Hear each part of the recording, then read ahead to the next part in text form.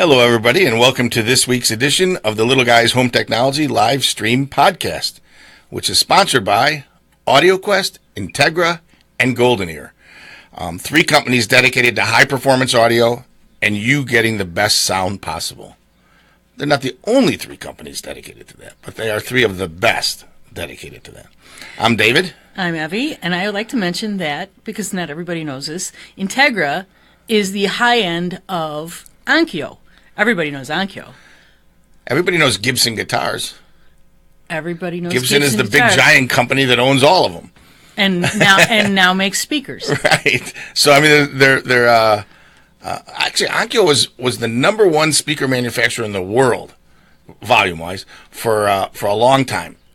Mostly because they made these little tiny speakers for phones, the old phones that and nobody knew that, right? But in order to do those kind of things, you have to have engineers and designers and people back there that know what the heck they're doing, and they've been doing speakers for a long time. But Onkyo is a relatively big company. Obviously, Gibson that owns Onkyo and has recently made some other acquisitions in the audio world, audio video world, mostly audio world at this point. The key is Integra is their pride and joy. I mean, it's the division that's more focused on performance, that's less focused on 2 more watts per channel, and more focused on better shielding and better DA converters and better preamp sections and switching and control and longer warranties and that kind of thing. And longer warranties are just in this case an indication of just better built product that they're comfortable with. They just build great stuff. I mean, they really build great equipment, great electronics. What I love is that they're focused on high performance, but they're not a little company. What happens with smaller companies is it's hard for them to stay ahead of the technology curve. Exactly. It's hard for them to be ready for Dolby Atmos. It's hard for them to be ready for HDMI 2.974365521. It's hard for them to stay ahead of the curve, because a change is a big deal to them. Whereas companies because of the volume that's involved with Onkyo and the rest, they can do more. So Integra can focus on the high performance, have the benefit of the volume that Onkyo and other places do, and build a better product that is ahead of the technology curve. That's right. Right? I mean, pretty special stuff. I was with a customer, I think it was last Thursday, and we were going over the Integra receiver and which one would be right for him and what did he needed it to do, kind of a thing. And based on his requirements, it was dead in the middle of the line, the DRX4, and it just worked perfect for what he wanted to do. It had every aspect. Typically, a little more high performance oriented piece wouldn't have the Zone 2 capabilities, might not take the HDMI signal and let that go through Zone 2, or might only have analog inputs for Zone 2, those kind of things. And this just basically did it all. I mean, it's pretty slick, and it's fun to play with, and it's fun to have a company like that supports you or us and stands behind their product and takes care of issues if they do arise. And frankly, for the last few years, there really hasn't been any issues, other than a few issues with some older stuff, but we're past all that. So anyway. And they stood behind that way longer than they needed to. Yeah. The Little Guys located at 191st and LaGrange Road in Mokina, Illinois. We are in the southwest suburbs of Chicago. We are easy to get to from all the major expressways. You can check us out at thelittleguys.com. We do have products on the website at this point. You can see a lot of the things we do and a lot of our capabilities online. Nothing's better than seeing it in person and experiencing it and getting live demos and having an actual experience in the store, where you can listen to music, where you can watch video, where you can see the latest and greatest stuff. The store is open Monday through Thursday, 10 until 6. Friday and Saturday, 10 until 5. We're closed on Sundays. We are closed this weekend, Saturday, Sunday, and Monday. Correct. Right, for the holiday. Everybody gets the day off for those 3 days. And sorry for any inconvenience. Check us out online during that time period. Everyone's going to be out grilling it. Yeah, I know. We do make house calls all over Chicagoland and Northwest Indiana, Southwest Michigan. We are available for that. You can just call the store and we can discuss it and figure out what makes the most sense for you. We invite you to call in or comment or email us anytime at info@thelittleguys.com. The phone number at the store is 708-754-8844. Anytime if you have any questions, well, anytime we're open. If you have any questions, we'll be glad to take care of that. And you can sign up for our newsletter and our sale flyers and things like that on our website, on the front page, bottom right corner. Just fill in the stuff and we'll get that. We'll make sure we add you to the email database. And you can also like us on Facebook. Please like us on Facebook. Follow us on Facebook. We're going to do more and more Facebook stuff and Facebook promos and everything is basically there for you to experience. We are in the midst of our annual store-wide spring sale. Yes. Right? So all kinds of really smoking deals in all kinds of areas, and we'll get into that in a little while. But just about everything we sell, lots of different components are on sale. There are some exceptions, but for the most part, a lot of really, really good deals on a lot of different products. And we'll, like I said, we'll get into some specifics in a little while. Evie wanted to talk about passwords. And cybersecurity and the issues with people stealing identities. That's not what she really wanted to talk about. She wanted to talk about protecting your networks so that kind of stuff doesn't happen. Right. You do need to protect your networks. And you need to remember your passwords. That's the most important. Or write them down and put them in a secure place. I mean, the problem is a lot of times you have Comcast or AT&T coming in and setting up your internet, and they come up with a password because maybe you're not even home.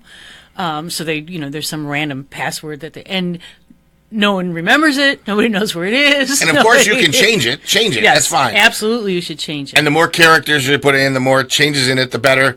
Also, the harder it is to remember. All right. Now, I learned a trick the other day. Somebody told me to use... So you should write it down and then tape it to your keyboard. No, I'm kidding. Don't. But you should write it down and put it in a secure place. Yeah. There are programs for it, but you got to remember the program. You got to remember the password for that. So, right. I mean, it really is important to know what your passwords are, to keep them straight. I was on a job last week with the guys, and we were finishing up, and they wanted to start doing the Netflix thing. They wanted to start showing them some of that stuff, and we couldn't do any of it because he couldn't remember his passwords. It happens. He couldn't remember his passwords. Not the first guy that it's ever happened to, believe me. No, it happens all the time. And I was co-salesperson on the job, and of course my responsibility was to get all that information in advance, and I didn't.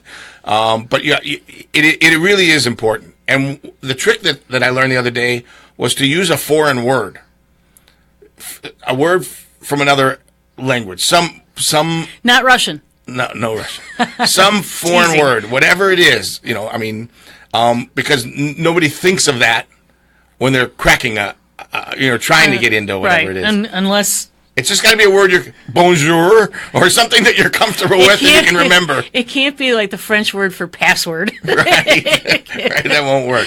And password 123 is not cute. It's not funny. It doesn't work. So try to remember coming up with something creative and doing it the right way. And believe me, I'm not perfect at this either. I'm far from it. But it really is important, and it's a big part of. It helps you. And when we're doing a job, it really helps us if you know all those passwords or whatever. Especially with the today's networks, and security is a big part of what we try to create on the network, is so that it's not accessible from outside, so that you can't break into it, so you can't get in, so that somebody can't park in front of your house and use your Wi-Fi and those kind of things. So I'm pretty convinced that for a couple of years we did not have a password on our Wi-Fi. Yeah. And I'm pretty sure the kids across the street used our Wi-Fi for a couple of years. They're good kids, though. So. Yeah, it was no problem. All right, so I want to talk about home control and automation and just the whole concept of remote control stuff and talking to something and having it do something, or pushing a button and having it do something. I don't know if it didn't really start with the Jetsons, but that was a place where at least my generation saw automation in cartoon life, and the things that people imagined.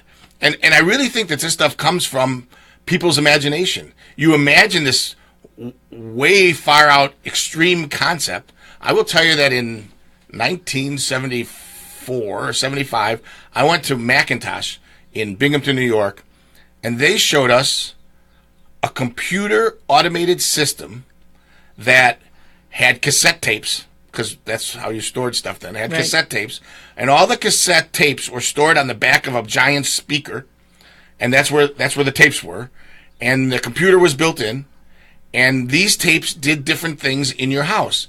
And he said, they'd be part of an alarm. He said they'd be part of your thermostat, your lights, and we all looked at him like he was absolutely out of his mind, right? That's not real, right? I mean, that's not real. And then he showed us the remote tuner where the dial went by itself. Or there was no digital stuff then, but the dial was motorized and it went by itself across the dial. I don't think they ever brought this out, but this was in their research and engineering department. Mm-hmm. And they had some automation stuff. They were doing some things. You could see who was at the front door. That was a big thing. You could see who was at the front door. And they said, this is going to be common practice in people. This is Gordon Gow at Macintosh. This is going to be common practice in people's homes. This is what it's going to be. This is how it's going to work in the future. We all looked at him like he was a little bit nuts. We were all very analog. There was no digital stuff. We were all analog. And the concept of it was like the Jetsons. It's a cartoon. But I think things start with people's wild imaginations of things that are possible. Sure. Right? Flying into space and doing whatever weird things. And then they become reality.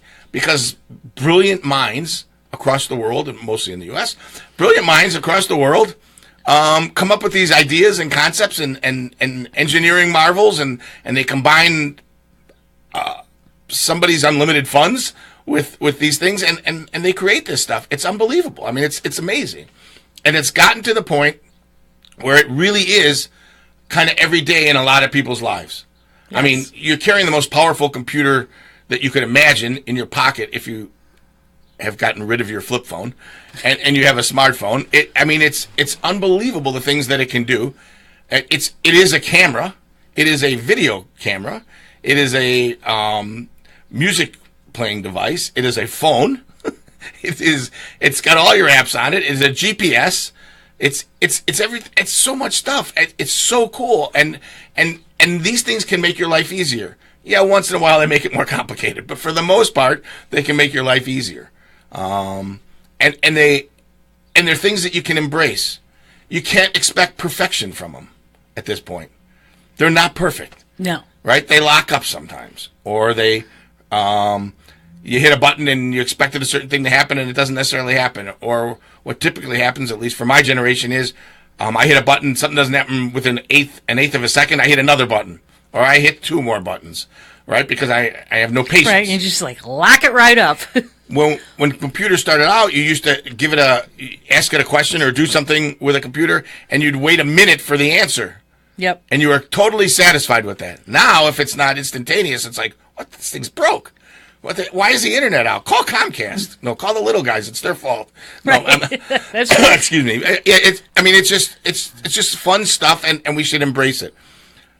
Lighting in the house.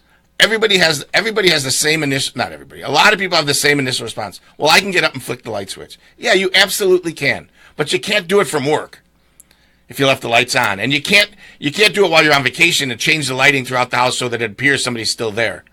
Or you can't set scenes where, the lighting goes to a certain position at a certain time of day or when you're doing something specific.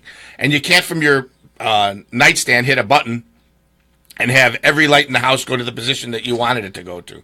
Those things need to be automated. Is it mandatory? No, it's not mandatory. It's a cool thing to have. Why not have it? Right.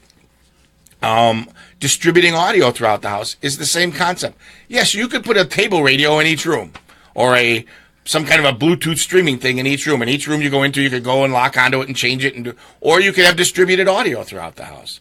And pick out whatever your source is and let it play, and it can follow you to the rooms, or you can raise and lower the level in each individual room you're in, or you can have a different thing playing in each room that you're in. So there's a lot of options there. Excuse me again. So a lot of cool stuff. Is it mandatory? No, none of it's mandatory. It's all cool stuff that's fun and you should enjoy. Video. You can have all the cable boxes in one room and distribute the video throughout the house. You can have them all individually at each TV. You can share things that are in other rooms. That's gotten easier and easier and easier and easier. You could technically have a single Blu-ray that plays throughout the house, but it doesn't make any sense because of the price of Blu-rays. It's pretty inexpensive. Why not have local ones? But there's a lot of cool things you can do, and it all ties into safety. I mean, maybe you want to see who's at the front door before you go to the door. Maybe you want to be at work and see who's ringing your doorbell. Yeah. Right? Maybe you just want to make sure that grandma's okay, or your mom's okay, or the kids are okay. And the babysitter's taking care of them, and everything's good, and you're monitoring. You have a camera available to take a quick look at. Maybe something happens while you're gone, and you want to be able to go back to it a week later or 3 weeks later. Personal experience. 3 weeks later, and see exactly what happened. And see what happened and who did it. Those are things that you can have very easily now. It's not a big deal. We have a single camera in the front of our house. That's really mostly there, not for security. That's really mostly there to see the animals that are eating the seeds that Evie puts out. But I will tell you, the police have come to my house twice now and asked to look at the video because there was an accident across the street and there was something else, an incident across the street, down the block a little bit, and they wanted to see if my camera actually caught that angle. Right? I mean, it's kind of cool stuff. It is. Right? I mean, it's neat. It's fun. And it does make you feel a little bit safer. It makes you feel a little bit better. And I think the fact that thieves and burglars and bad people know that you have that stuff makes them a little more hesitant. Most of them a little more hesitant to do something. There are some really dumb burglars out there. So and dumb kids who do dumb things. So, I mean, nothing is foolproof, but I really do think it helps. But so on the market today, there's a lot of do-it-yourself individual I need a cough button. Things. What? That I believe that people are going to go and purchase these things because they're usually not really expensive.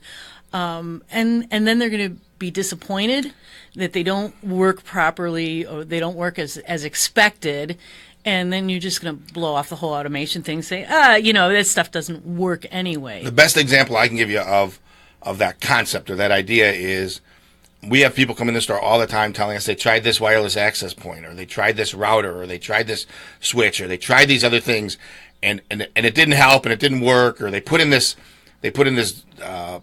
booster and it sort of made it better, but not really, and they're totally frustrated with the whole thing, and you say, you explain to them that look, we've tested dozens of different companies' switches and wireless access points. We've tried within a company. We've tried several different models, and we found some that just don't perform that well, or some that don't do as good as they could do, or some that don't do exactly what they should do. We found some that are surprisingly good for relatively inexpensive price points. It's not that it has to be expensive. It's just that it's got to do what it's supposed to do. And in fact, even if it does what it's supposed to do right now, today, this minute, a year from now, when the internet speeds are even faster than they are now, is it going to take care of that? When you're streaming all your cable or video and it's all coming over the internet, and you want to have HD feeds and you want to have 4K feeds, is it going to handle that? Is it going to take care of that? At some point, who knows what's next? I mean, do we need fiber optics in a home? I mean, if we were building a new home today, I think I'd definitely use fiber optic cable in my house. Do I think it's essential for every single person? No, but us, kind of ahead of the curve, technology-wise, in terms of what we expect, I would want in there. There's a lot of really cool things and a lot of things that you have to be aware of and pay attention to, but you can't expect every little item that says it can do a certain thing to be the answer for your automation and your control. That's for sure. Right. With remote controls, just a single remote control, there are a million different little internet companies that do remote control things, that do that say they're universal and that they can control all these different things, and you can set them up on. You can go onto a website and you can set them all up on there, and you download it, and it's perfect. It works great, except it doesn't work great. It doesn't do what it's supposed to do. It doesn't do the function. It doesn't do it for a very long period of time. They're not super reliable, and they break more often, and they're very fixed, and you have to learn how they work. That kind of a thing, over and over and over again. you got to be careful. I think there's really something to it, and done right, automation and control can be a lot of fun. Done incorrectly, it's a pain in the neck. I agree. Right. Extremely aggravating. And when you're buying each thing individually, this one will do your door lock. This one will do a little light in the hallway. This one will do, all these things individually. And they all have an app. So, you spend your life flipping them through your phone, finding the app for each thing instead of having a control system. Control system where there's, one interacts with control. all. Yeah. One interface.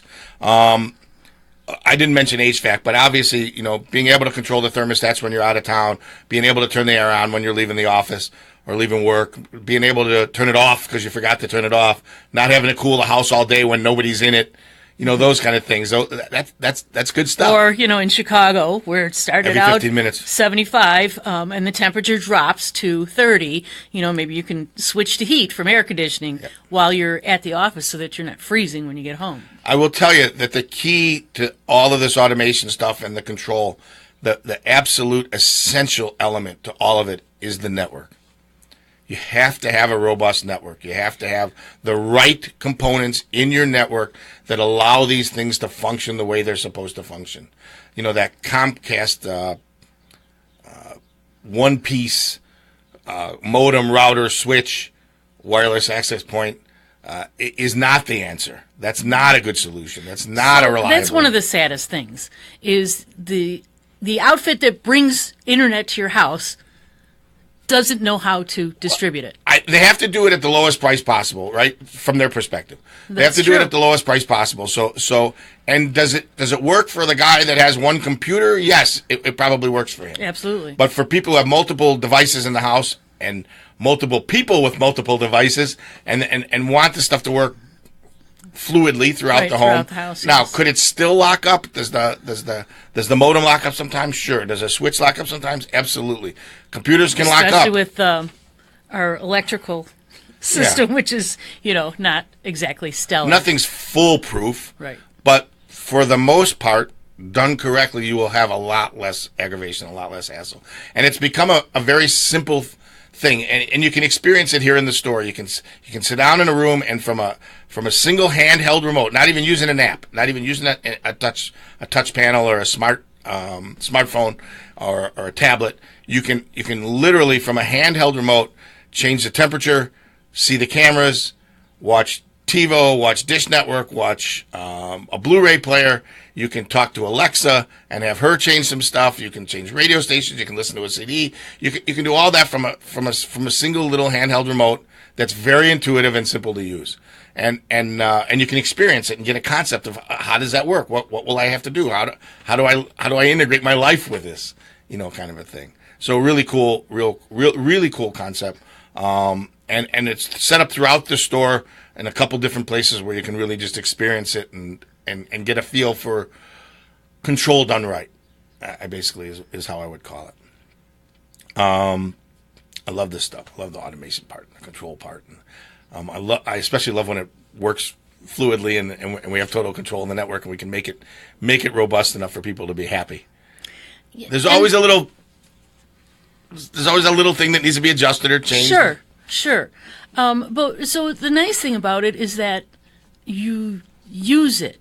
So, for instance, you're in the kitchen and you'd like some music, but instead of walking back to the den to turn on the music, you just do without. Yep. Whereas if you have automation, or you'd like to set the lights a certain way if you're having a party, but you'd have to walk all around the house to do. Those are the kind of things that you can do without them, or they would be available to you at your fingertips. Yeah, and it's funny because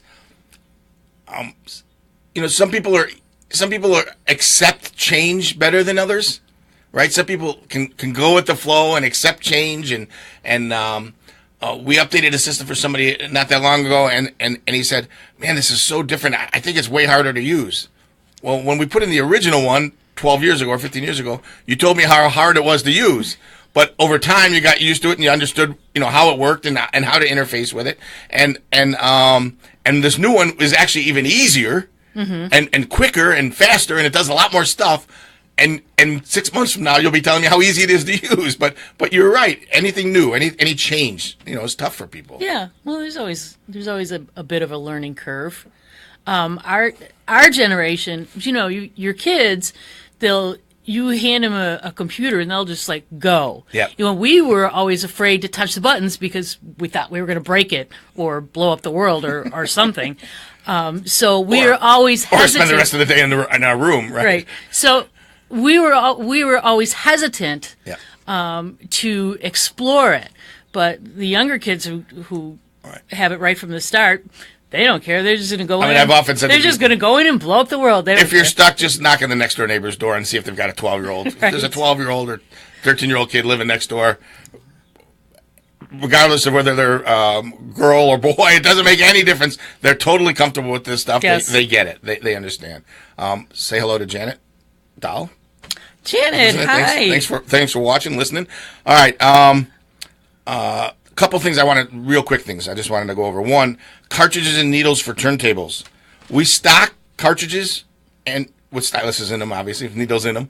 We have some older needles in stock as well. We may be able to help you out with the older ones, but we do have cartridges and needles in stock. If you think you're going to need to replace it, if you can bring in the turntable, that's great. If you can at least bring in the head shell, that's fine. At least give us a chance to make sure we're giving you the right one and that it'll go in there okay and be okay. Right. I mean, there are a million different. And instead of, stacking up the pennies on the head shell, just you're going to ruin all your vinyl. You do need to change the needle once or twice a year. You got it. All right. At the Little Guys annual store-wide spring sale is going on right now. There are all kinds of crazy headphone deals. The PSB M4 U2s are the lowest price they've ever been. Yes. Right? At $289.90. Speaking of which, it's a Steve Dahl favorite. It is a Steve Dahl favorite. There's the AudioQuest Nighthawk headphones, which are amazing, which are normally like $600, right? So out of the range that most people want to spend on headphones or invest in headphones. Are on sale for $299. Mm-hmm. There's 4 pairs at that price. That's it. There's some Oppos on clearance. And then there's the new Master and Dynamic Bluetooth and wired headphones that are, I got to tell you, amazing sounding. These are really, really good. Fashion and function. So really, really good. Great sounding. They look really good. They come in a bunch of different colors and shades and leathers and whatever. But, I mean, really, really, really cool sounding headphones. There are receivers. We have some clearance receivers from Sony ES. There's a $900 receiver for $599. There's a $1,400 receiver for $899.